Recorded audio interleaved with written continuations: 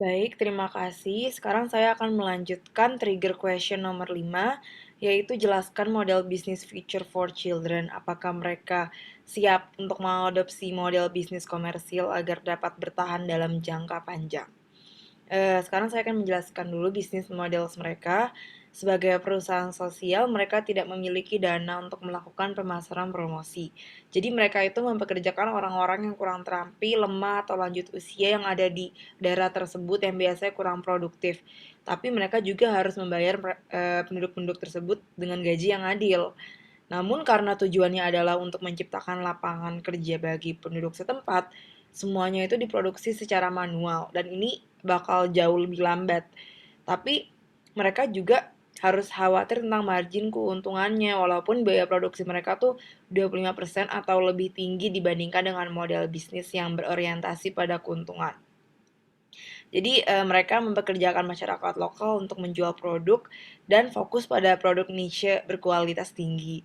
Nah ini program seperti ini sangat membantu karena menciptakan lebih banyak kesadaran dan lebih banyak pelanggan untuk perusahaan ini dan mereka mengerti ceritanya jadi mereka juga membeli produk tersebut yang dihasilkan oleh masyarakat sekitar.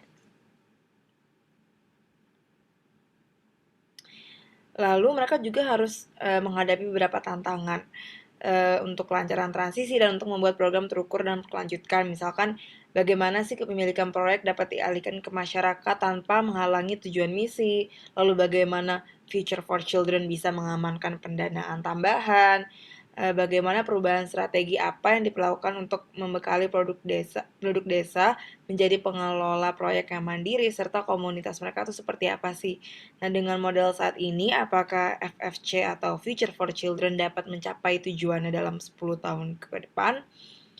Nah, jadi mereka itu memiliki penghasilan pendapatan, misalkan tadi dari tour trekking dari Songan ke Muntinggunung, itu daerah di daerah desa Muntinggunung, dimulai sebagai salah satu bagian dari kegiatan yang menghasilkan pendapatan dari keseluruhan program mereka. Karena di sana masyarakatnya hidup bersatu dengan alam, mereka suka berada di atas gunung, jadi menjadi tour guide itu bisa salah satu pendapatan penghasilan mereka.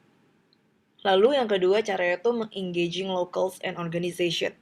Contohnya, Konsul Kehormatan Swiss di Bali memutuskan untuk menjadi bagian dari proyek Future for Children dan bekerja untuk membina hubungan positif dengan instansi pemerintah di Bali, juga dengan pemangku kepentingan FFC atau Future for Children.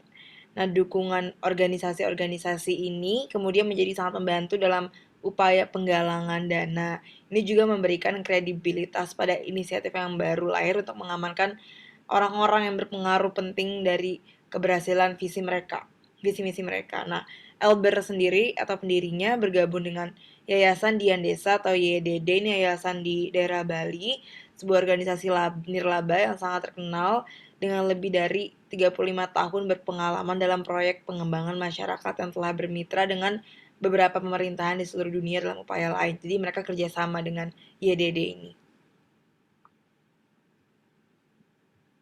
Lalu Elber juga mendirikan lembaga nirlaba berbasis di Swiss pada bulan Desember 2004 atau disebut VZKZ bahasa Switzerland.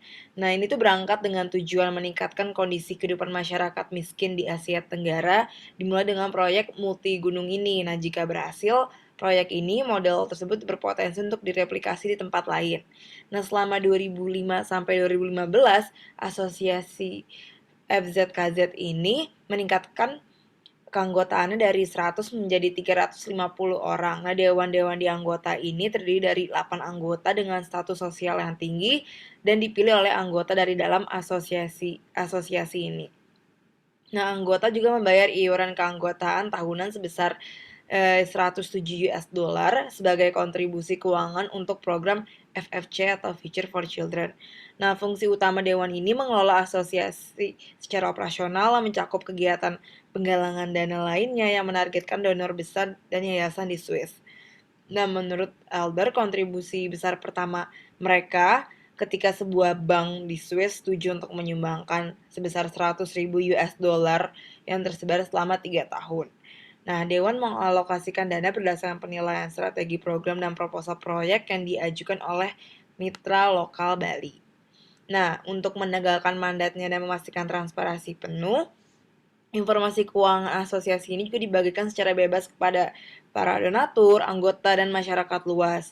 Terus mereka juga ada lembaga nirlaba di basis Bali, yaitu Yayasan Masa Depan untuk Anak-anak atau YMDA, didirikan sama mereka sendiri untuk memantau, mengevaluasi, dan mengusulkan proyek ke FCC atau Future for Children. Nah, YMDA ini bertanggung jawab atas pengawasan dan pengendalian pelaksanaan proyek, tapi di pertengahan itu YMDA diberhentikan karena menimbulkan tantangan terkait pengendalian dana.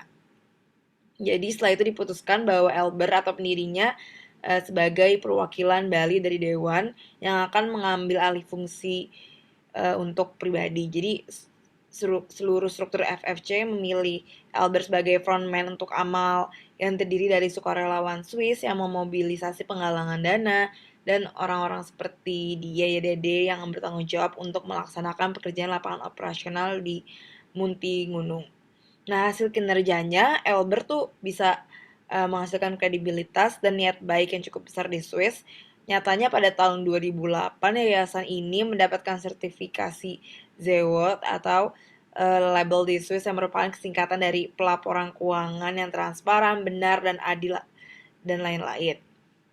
Nah, setelah itu seiring waktunya berjalan, Elber juga meminta dukungan dari mitra lokal di Bali yang terkemuka dan terkenal seperti Universitas Udayana dan Yayasan Mitra Samya untuk nge-support mereka. Itu sebuah organisasi pembangunan desa yang demokratis.